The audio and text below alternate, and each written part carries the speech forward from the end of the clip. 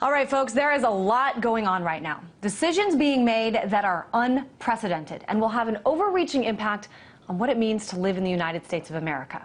A few things. The case of Bradley Manning, his treatment, and the precedent his case will set for future whistleblowers and for transparency. But, we just talked about that. This is just scratching the surface. Also, Congress, your elected officials, both the Senate and the House of Representatives, have just overwhelmingly passed the National Defense Authorization Act. Now, this is not just funding for the Pentagon that's included in this bill. This legislation also has two provisions that give more power to the military and to the government, and so massively alter the Constitution that it's almost laughable, or at least it was laughable when President Obama said he would veto the bill. Now it turns out he won't. So here's what's squeezed into this military fund. Not just money, but lots and lots of power. First, a provision that expands the use of military force in Afghanistan to include indefinite detention of anyone suspected of being a member of al-Qaeda or, quote, associated forces. So anyone. But here's the big one, folks. It gives the military the power to indefinitely detain American citizens, even those captured here in the United States, suspected, just suspected, not convicted, of some sort of involvement or affiliation with terrorism. So no trial, prison based solely on suspicion. The Fourth Amendment, out the window. As you may be able to tell, I think this is kind of a big deal, but I'm not the only one. Jason Leopold is the deputy managing editor of truthout.org. He is in our Los Angeles studio. Jason, I know you wrote an article titled Obama's Twisted Version of American Exceptionalism, detailing some of the ironies here. You're pretty outraged, but a lot of Americans not so shocked about this, don't really realize what's going on. What do you think are some of the biggest things that are being ignored right now? Well, the biggest thing that's being ignored is exactly how this bill would apply to U.S. citizens. Now, we've heard from various members of Congress, Carl Levin, who is the chair of the Senate Armed Services Committee, who worked on this bill with Senator John McCain. We've received assurances from various lawmakers that U.S. citizens would not be affected by this, that it would not apply to this. However, immediately after the bill was passed, Senator Dianne Feinstein introduced legislation referred to as the Due Process Act of 2011.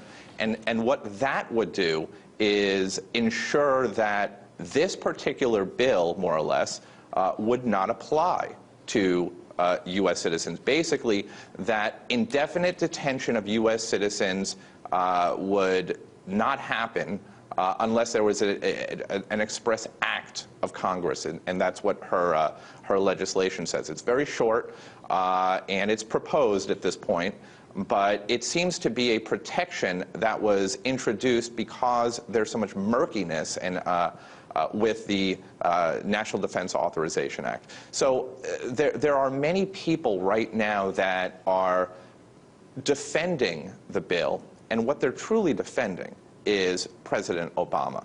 That's what this comes down to. They're defending him.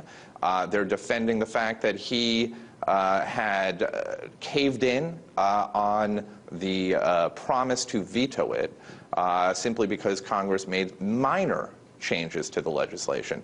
And so the outrage is somewhat being limited to just people who feel that the bill would actually just affect U.S. citizens. But again, there's a bigger picture here, and that's the indefinite detention of people in general without giving them the opportunity to hear what the charge is. Yeah, and a couple things that you said here, Jason. I mean, first of all, President Obama originally did say that he would veto this.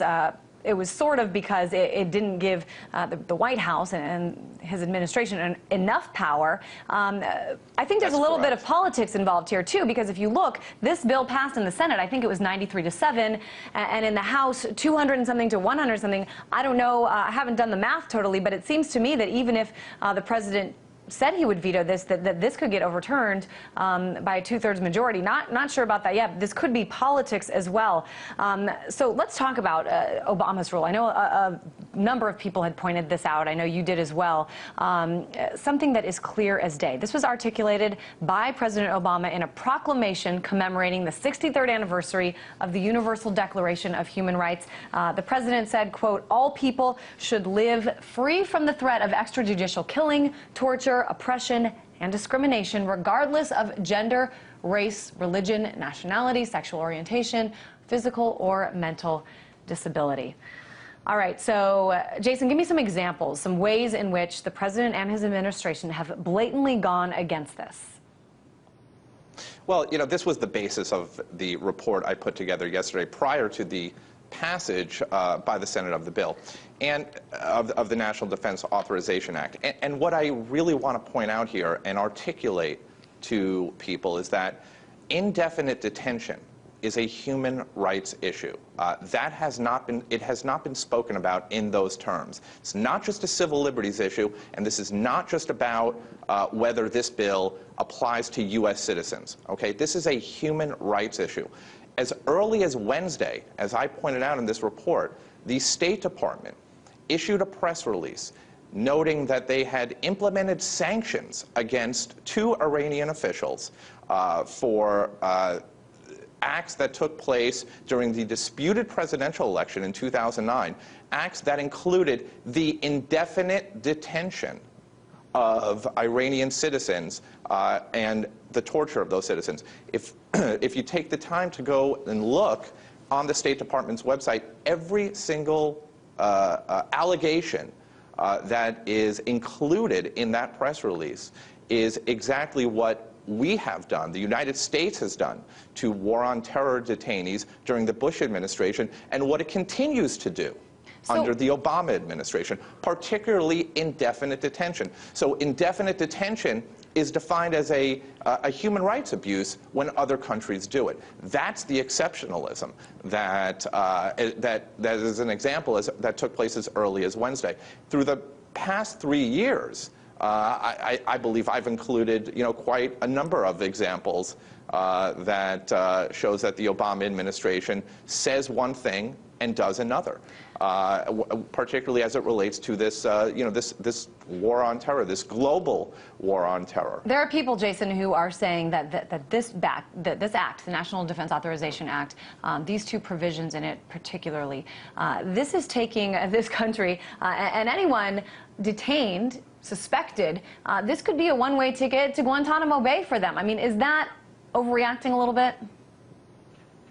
I think that's a bit of an overreaction. I don't see that actually happening. I also want to point out an irony here that this was passed on the 220th anniversary of the Bill of Rights.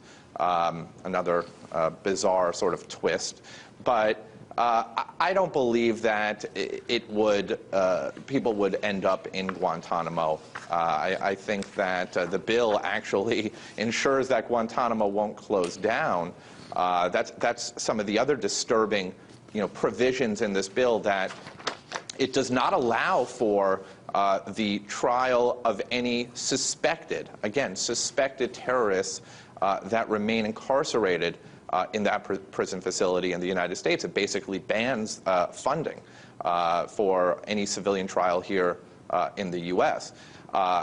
But again, it's unclear exactly how this bill and how these measures would be applied if someone was picked up. I imagine that it'll eventually end up, in front of the Supreme Court. However, I also want to point out that White House spokesperson Jay Carney said yesterday during a press briefing that it would not end up in front of the courts. If in fact anything came up, it's at the the Jason, president's discretion to interpret it, and he would simply go back to the authors of these specific provisions. All right, we are out of time. We are out of time. Some changes. Some really, really important points that you make there. I think you used a perfect word to describe this when you say there's a lot in here that's so murky. It might be too late before we realize what actually the consequences are. Jason Leopold, Deputy Managing Editor of TruthOut.org.